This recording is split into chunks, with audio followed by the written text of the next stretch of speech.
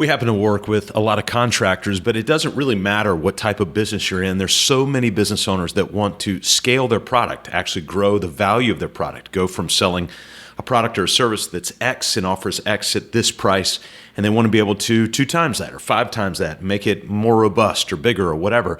Well, we talk about these systems all the time, and implementing effective systems to ensure that consistent profitability is very much a critical aspect of not only running a business, but being able to scale a product. Hey, it's Scott Beebe with Business on Purpose. So let's talk about this idea, and I wanted to give you a real world example of a client of ours, and I'll share his name as well. I've got his permission, who was able to 5X his project size. And really, we only asked a couple of key questions, and I want to walk you through that. So let's talk about that real world example. My buddy Sean Supple, who owns Supple Homes out in Menlo Park and Palo Alto area in Silicon Valley of California, he was laboring away at this wonderful home building company, and they were servicing a lot of $2 to $3 million projects, which, depending on the part of the world or the country that you live in, that's a significant project size.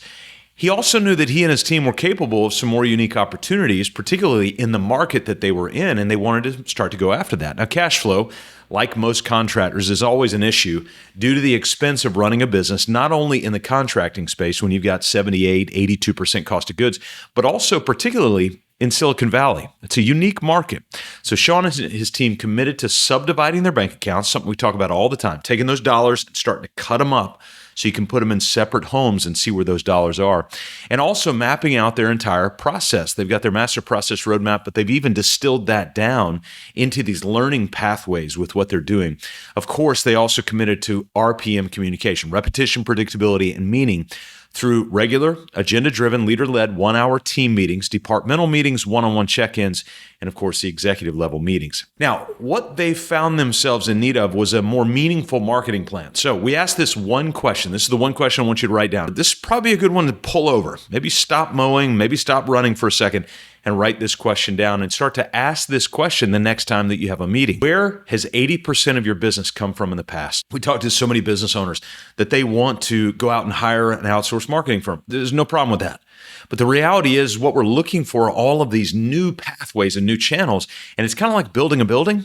You can build a building, but it's probably going to take a couple years to get there because you've got to develop the land work. You've got to go to civil engineering. You've got to do all of this stuff, rather than looking back and going, hey, where's 80% of our business come from in the past?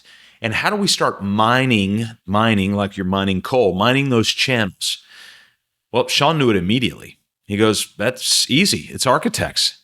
So rather than throwing time and money against the wind with some random expert outcomes, we just mapped out a simple process for intentional, repetitive, predictable, and meaningful outreach to a basic list of local architects. And within a few months of working on that list and building those relationships, Supple Homes began to procure larger and more complex projects. He literally just went back to the well that had already started work and realized that those folks were starting to get larger projects.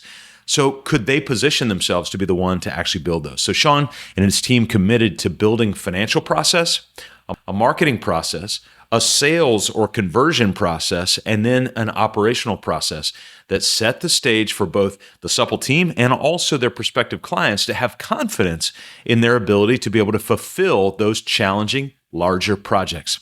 The impact of Sean's new commitment to process implementation extended way beyond the immediate financial gains, and by maintaining a solid cash balance, which is the bane of so many contractors' existence.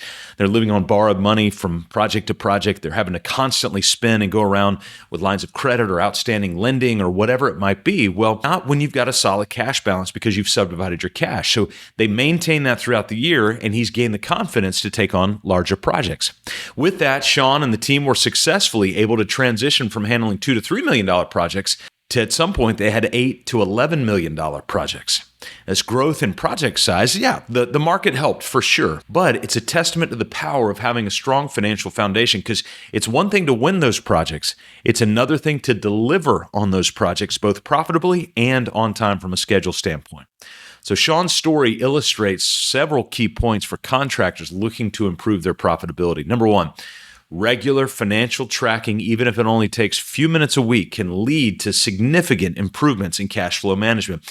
And yet still, our BOP coaches constantly hear, well, we can do that on a spreadsheet, or it's too complicated or whatever. And we just kind of go, oh, just look around. It's worked for so many people.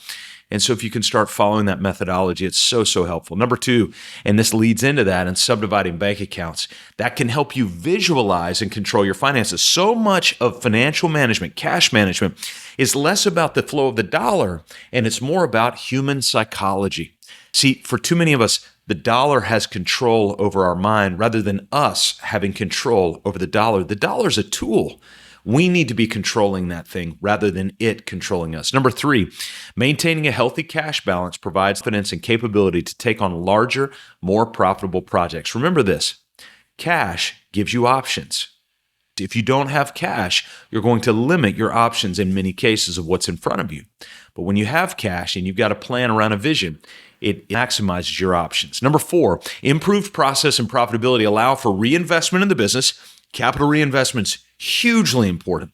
Also, some potential employee incentives and personal profit taking.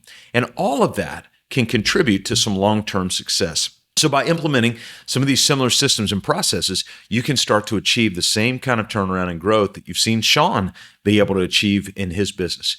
Now, again, the market's going to come and it's going to go, but are you prepared to handle for whatever it brings to you at that point? And can you go out and get? Remember this key question. Where has 80% of your business come from in the past? And what systems do you have to repetitively, predictably, and meaningfully go mine the 80% of that channel? Because likely that's where the majority of your future business is going to come from as well. Hey, we can help you map this stuff out. If you want to sit with a one-time consulting opportunity with us, go to businessonpurpose.com, fill out our contact form, and we can walk you through some different opportunities that we have just to see if we can get you kick-started. And then if you want to work with us long-term, we'll tell you how that works as well. businessonpurpose.com/contact.